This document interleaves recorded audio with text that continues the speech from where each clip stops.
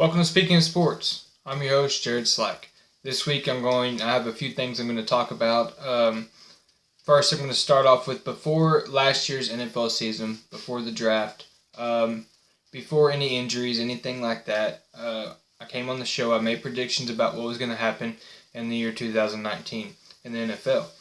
And I would like to go back over my notes and show you how much I was right or wrong in each and every division. And some of it I hit on pretty well, and some of it, due to injuries or whatever happened, it went way wrong, and I was way off. First, I'm going to start in the NFC South. I have notes here I'm going off of what I had written months ago.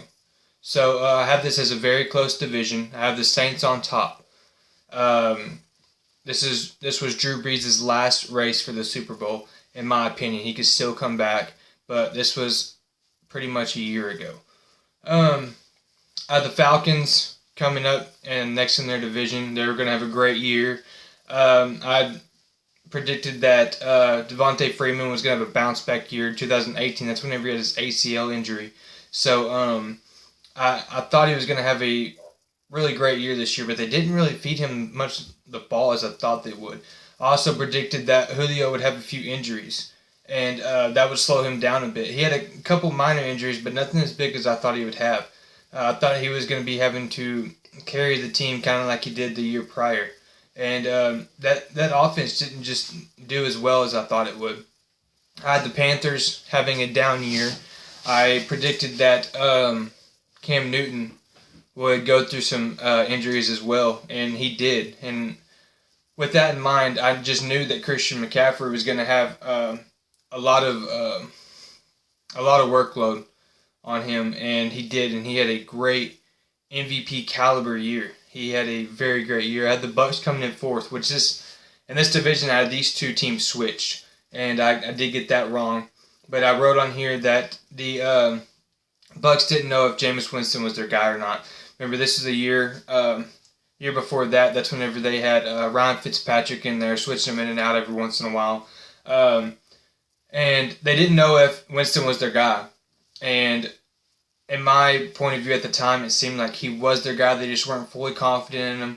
And he puts up huge numbers, but he puts them up for both sides of the ball, which, in my opinion, he really needs to fix that if he wants to go anywhere.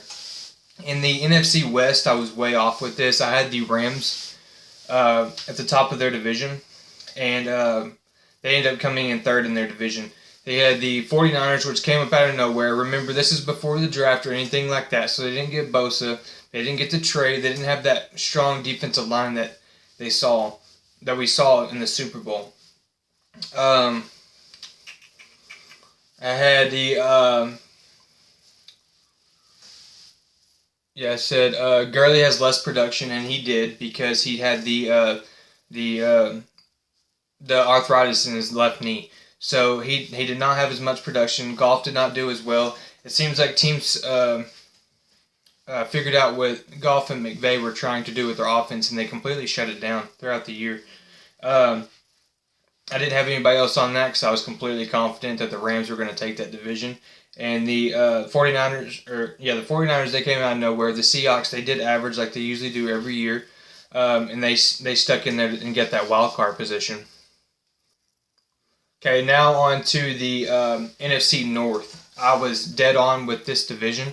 I don't know how, but I have in here after the Packers fired McCarthy, they were hiring Matt LaFleur, and Aaron Rodgers and the Packers were going to be division leaders. They're going to make a playoff run, which they did, both of those things. The Vikings would take a step up behind Kirk Cousins, which, remember, a year ago they weren't for sure if that was their quarterback either. He still had 2 more years left on his contract, and that was fully guaranteed. Wondering if they made a mistake or not. They made a push for the playoff run. They did. They had a great defense, and let's see here. Yeah, they ended up making the wild card last year. They went 10-6, so they had a good year. The Bears. This is where it's funny because I don't know how I predicted this. I didn't think the D would be as good, and the offense would not support. And that was pretty much every single week. It was the same thing. The only week that the offense did support was the week that they faced the Cowboys, and Mitchell Trubisky ran all over that Cowboys defense. And then the Lions, I said it right here. As always, it's Matt Stafford against the world. Detroit never has a good team. They never have a good team built around Matthew Stafford, and it's sad for him because he is a very good quarterback, and he's one of those keep you in the game quarterbacks. And at the very end of the game, he gets that winning touchdown that wins the game, and it's sad that they never build a team around him. And there's rumors going around right now that he could possibly be on the trading market, the trading block, and I don't know how that's going to go down for them, but we'll see. In the NFC East, I did not do very good on this one either. I did have the Cowboys taking the division, and on here I wrote the defense would be a huge contributor, and they were not. They had a terrible defense this year. Wrote on here, offense coordinator Kellen Moore will hopefully turn this offense around, which he did. Dak Prescott had nearly 5,000 yards passing. And I also wrote that they would not have to rely on their defense, which they didn't have to, but they should have. Because if that defense was half as good as they were supposed to be, this would have been a playoff team. Wrote on here the Eagles would take the wild card spot if Wentz wasn't hurt. And that was a huge if. Then I wrote that the Giants and the Redskins were going to be in a race for last place in the division, and that was true. So I also wrote that the Giants were rebuilding. The Redskins didn't have a quarterback in their minds at the time. This was before the draft, keep you in mind. That was it for the NFC. The NFC East, I had the Cowboys and Eagles pretty much switched. And I remember saying on another show that the winner of that division would have been 10-6, and I couldn't confidently say it was going to be the Cowboys. And the winner of that division was the Eagles at 9-7. So did not do too good on that division. Now let's go over to the AFC West. This is another funny one right here. I had the Chiefs winning the division without Hill or Hunt, because I predicted that the Chiefs would either trade Hill or he could possibly be hurt, which he was hurt for a couple games in that stretch last year. But I wrote, Mahomes takes a big leap. He has a great season for the Chiefs. They win the Super Bowl. I wrote it right here, AFC Super Bowl rep. Mahomes gets paid big time. He has not got paid yet, but that is still my prediction. Get a little off here. The Chargers sneak into the playoffs by wildcard spot to face the Browns. Rivers has yet another great year. Offense firing on all cylinders. That was not the case at all. The defense was above average, and that offense behind Rivers did not do good at all. Broncos have an okay year. This team has a veteran QB, even if it is Joe Flacco. He will help this team grow for the future, finish right at 500. Let me look up their record real quick. They had an okay year. Their defense was good as normal. And they did okay. I didn't hear a whole lot from the Broncos this year, but they did. Let's see. Broncos 7-9, sorry. Yeah, they did. They had an okay year. Didn't finish right at 500, but they nearly did. Raiders, good talent. Hard division with Chiefs and Chargers, which Chargers got last in this division this year. So good job, Raiders. The Raiders did get Antonio Brown. Wow, this was a long time ago. Let's see if they know how to use him, because they did not. He was very happy to leave there. Yeah, that was my pick for them. I messed up. If I was to flip the Chargers in the last place, I would have got that one all the way right. Okay, let's see. The Patriots, the AFC East. Patriots win the division. They go 11-5, which they went, I think they went 10-6. No, 12-4. So it's one game off on that. I wrote on here, because normally this is what happens every year. Defense will be unfunctional at the beginning, but turn it up in time for the playoffs, which it was the complete opposite. That Patriots defense in the beginning of the year this past year was historical. They had a great defense, coached by Bill Belichick himself. And it was just a really all-around fun defense to watch. And once the playoffs happened, it's like all that. Once the playoffs happened, yeah, because they faced the Titans and Derrick Henry blew them up. Okay, I wrote Jets second in division. Somehow I completely overlooked the Bills in this scenario because I didn't even write them on here. I wrote Jets second in division, and then Sam Darnold would have a great second year, which he sort of did. He had an average year. And I wrote on here Le'Veon Bell would have a great year and help out his quarterback, which they did not feed him the ball as much as Ben Roethlisberger would have. And they just didn't have as much duo and connection. Maybe we'll see that in their second year together. AFC South, the Colts will take control of this division. Good team last year, pick up through free agency. They might make it to the AFC Championship. I was wrong with that one. The Colts had a below average year. The winner of that division was the Texans. They had a very great year.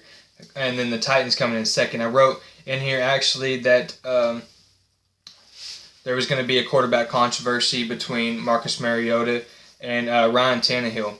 And the year prior, Marcus Mariota was not connecting well with his wide receiver, Corey Davis, who seemed like a beast on the field. They just couldn't connect with each other. That's really what I wanted to see this last year. And all of a sudden, I look up and Tannehill's playing, and he was pretty much a bus driver for the Titans last year, with Derrick Henry just running the ball over everyone. It was really fun to watch, but it wasn't what I predicted whatsoever. And then lastly, I wrote that the Jaguars would have another disappointing year. Nick Foles will not be able to live up to the hype, and this defense would have to carry him the whole way, which the defense did not because they got rid of Jalen Ramsey. And after that, it was just all downhill for them. Nobody wanted to be there. Nobody wanted to play for him. It was just a bad overall scene for the Jacksonville Jaguars. And that was my 2019 NFL predictions. I hit on some. I missed on a lot of them, but it was still fun to do, and it's fun to look back on because the things that you hit on, it's cool to say, how did I ever think that was ever going to happen? Like what happened with the Bears defense. The Bears defense wouldn't do good, and the offense wouldn't be able to support it at all. And I hit on it somehow, and it was just really fun to go back and look at it. Okay, now I'm going to start talking about the NBA All-Star Game. Let's see here. If you haven't heard the rules yet, each quarter is an individual game of itself. The winner of each quarter will donate $100,000 to each charity. The fourth quarter is untimed. They add up the first three quarters, and the leading team will add 24 points to its total. And the first team to score that is the winner. An example: Team 1 has 100 points, and Team 2 has 90. The end score will be 124.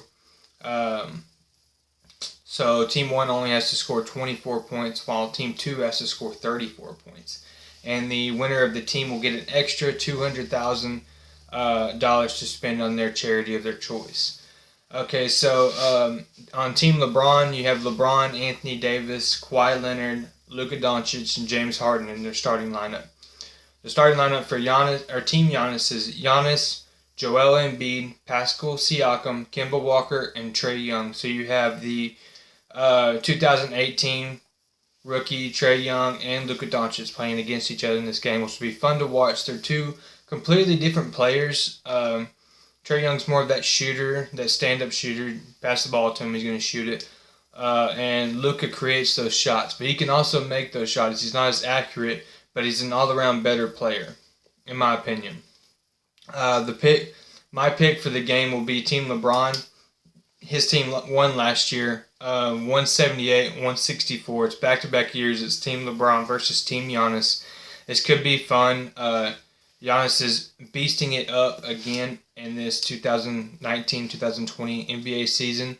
And he's a very competitive guy himself, and I'm sure he wants to win this game. But on paper, LeBron's team is better.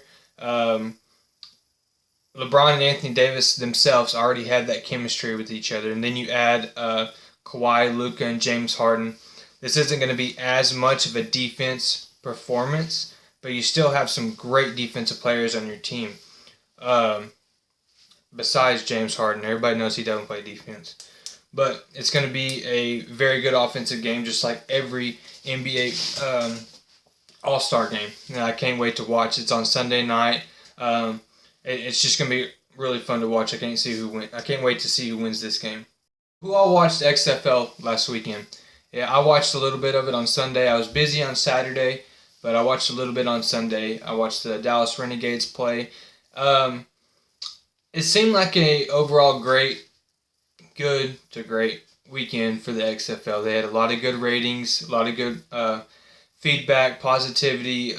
People are always going to say, oh, it'll never make it, because in the past something like this has never worked. But this has a lot of potential to be great because of rules they have. They have some big names in there, some potential NFL players in there, and then some past NFL players. So this isn't just a bunch of rejects that can't play ball. Some people are coming straight out of college, didn't quite make it to the NFL, but still have a chance. And some people didn't finish college, but they're playing, and they still have a chance to the NFL. This is they got really good rosters on every team. There's only 8 teams if you don't know. It's only I think it's a 10-week year for them, and so it's from the time the season starts to the championship game is 79 days. So whenever I was reading a while back, they said it's a quick sprint to the championship game. So it's going to be short, fun. If you're after the Super Bowl, there's still people that are a little football starved, as am I, and you get a little bit of your fix right there up until pretty much the NFL draft combine, stuff like that, to get it rolling back a little bit. So, in my opinion, I have a few things that I really liked, a couple things that I didn't. Things that I really liked was the kickoff. You have more potential for the for returns and less potential for injuries, which are good. And which I might not have heard the rules or anything about this particular thing, but what about onside kicks? How do you onside kick something like that? Because the kicker stands alone at the 35-yard line or whatever, and nobody's with him. He's all alone. How do you onside kick the ball? Would it be something how the NFL does now, or they were going to try to do, where if it's like if you want to onside kick it instead, you have a 4th and 15 to do, which in my opinion I like for the NFL to try. That was really fun to watch in the in their Pro Bowl game. That was fun to watch. Another thing that I like is the extra point rule. You're at the 1-yard line, you go for 1. 2-yard line go for 2, and it's either the 5 or the 10-yard line you can go for 3. Which that one I don't really like. If my team is needing 3, of course I'll like it. But as of right now, I don't like that one. I like the 1 and the 2. I like you to be able to choose. I like that you take the kicker out of that situation. And in my opinion, that makes it a more fun game to watch. My overall favorite thing about the XFL this weekend was the reviews. The reviews were very cool to watch. It's something that the NFL should pick up immediately. If you didn't see any of them, if a coach calls a challenge, in this particular situation, there was a fumble. There's a fumble on the play, but they called the runner down. Runner was down. Coach challenged it. The defense of teams coach challenged it.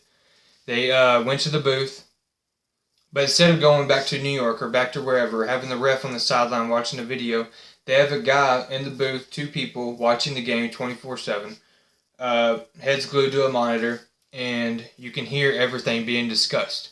And it's pretty neat to watch because it's like in NFL, if there's a challenge play, it goes into review. The commentators talk about it for a minute, and then it goes to commercial. Come back from commercial. Well, we haven't figured it out yet. Let's take a few more looks at this play. This was okay. I'm going to challenge this. You hear him say, okay, it's the fumble on the field, the ball will be placed on the 36-yard line. You hear all that as a fan, as a viewer. You hear everything that's going through the minds of the person that's making the call. And for me, that's really fun to watch. That's even if it's going against your team, you can figure out why it's going against your team. You just don't. There's not everybody throwing their hands up like, what? No, that's not what. Give me an explanation. You don't have that kind of thing. You hear everything that's going through the minds of the people that are making the decision, and to me, that is good for this game. Things I didn't like about it. For one, the Dallas Renegades game, it was a slow game Sunday, and it was a slow game, mostly for the fact that the starting quarterback wasn't there, which should change this week if that had any pull on whether you want to watch the next week or not. That was why it was such a slow game. The quarterback was a very young quarterback. He was very inexperienced. Next week it should be different. But what I didn't like was at the end of the half, or at the end of the game, you had a team down, and they it seems like they want to give them every chance to score that last touchdown so they can win the game, to make it come back, possibly make it more exciting for the fans, but it's pretty much nothing like the NFL. In the NFL, you have a running clock. If you have 2 minutes and a couple timeouts, that's all you have. You have a couple timeouts. You got to get out of bounds. In the XFL, and I'm hoping they change this because as a fan, I don't like this either way. I like the hurry up. I like a sense of urgency. In the XFL, you didn't have this. You, after every downed ball, no matter if they're out of bounds or not, under the 2-minute warning, the clock stopped. It's like you give a chance for the offense to regroup, figure out what they're going to do, even if they have a bad play. If you have a bad play in the NFL on offense, the defense gets more hyped up. If you have a sack, the clock keeps running, and at that point in time, the defense is figuring out whether or not they want to call a timeout. There's so much more stuff going on. And the XFL, you have that time stopped, offense regroups, figure out what they want to do. On top of that, the defense gets to catch their breath, which you don't have a whole lot of that in the NFL or college or anything like that. The defense catches their breath. They have a chance now to go. The defensive linemen get to go and try to get that sack on the quarterback. But overall, that's the main thing I did not like about it, was that the clock stopped under 2 minutes after every play. And, I guess if that's the only thing I don't like, I can't harp on it too much. They had a great first week. That's usually all they get, is 1 week to figure out for fans whether or not they're going to watch this league or not. For me, it was fun. I liked it. I'm going to watch it week 2 to see if it's kind of the same thing. I also like the transparency of the players and the coaches. You get to hear all the plays that are being called at a certain time. You get to hear the coach's reaction. You got to hear Pat McAfee on the field talking about whatever it was at the time, what play just happened, who or why somebody messed up. That was really fun to watch, and I like that. That's why I'm going to be sticking around for week 2. Thank y'all for listening to Speaking of Sports. That's all I got for this week. Make sure to download the podcast, like, and share it. Comment if you have any sports-related questions, or message me personally. I'll try to get them on next week's show. Thank you for listening to Speaking of Sports. I'm your host, Jared Slack.